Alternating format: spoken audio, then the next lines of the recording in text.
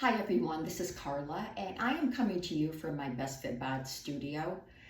Today I want to share a video with you. I have my notes. I'm old-fashioned, so I'm just going to read from my notes. So, like I said, today I want to talk to you about something that is just as important as physical fitness, and that is mental health. May is Mental Health Awareness Month, and I want to bring this video to you and let you know that you are not alone. Right now, more people than ever are struggling with conditions like depression, PTSD, bipolar, anxiety, and many, many other disorders. Mental health disorders are real.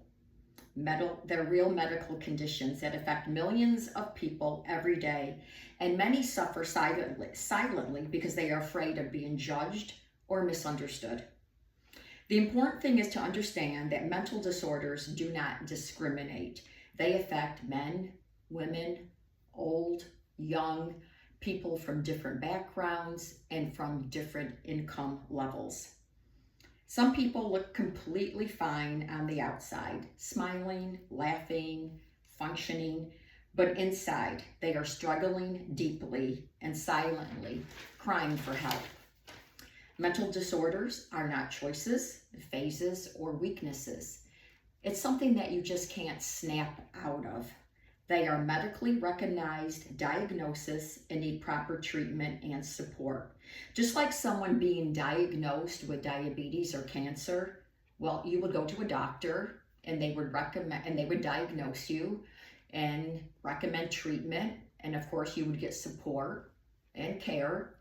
Well, people who suffer from mental disorders or illnesses, they also need treatment, and they need to be understood, and they need to be cared for. Mental illness and mental health affects how a person sleeps, thinks, reacts, functions, and feel. These conditions involve measurable changes in brain chemistry, stress hormones, and neural pathways. Mental illness, again, it isn't something that you can just snap out of. Like I said earlier, many people struggle. They may look fine on the outside, but they are in pain and even thinking about suicide. That is why support from parents and loved ones is critical. Judging, ignoring, or dismissing their pain can make it even worse.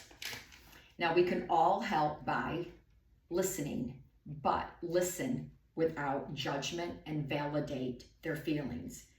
Encourage professional care, therapy, counseling. Provide emotional support. Regular check-ins can save a life. Educate yourself and learn about warning signs and risk factors.